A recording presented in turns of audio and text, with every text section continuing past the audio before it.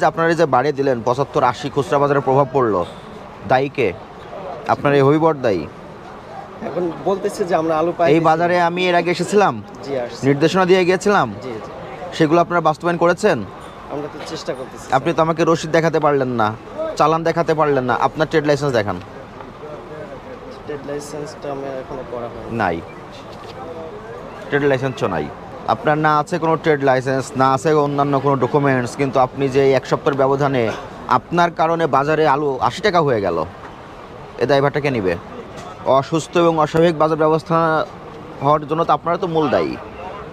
তার তো ডকুমেন্টস আজকে হাতে নাতে পেলাম। আপনাদের যেভাবে আমরা কিনে আনি বা ওনারা যেভাবে বলে এইভাবে আমাদের বিক্রি করতে হয় 10 জন, শুধু এরকম না যে আমাদের উনি রংপুর থেকে পাঠাইতেছে। বললো আর আপনি বিক্রয় করা শুরু করলেন, অথচ সরকারের বিভিন্ন এজেন্সি আপনাকে বারবার সতর্ক করতেছে, মৌখিক নির্দেশনা দিচ্ছে।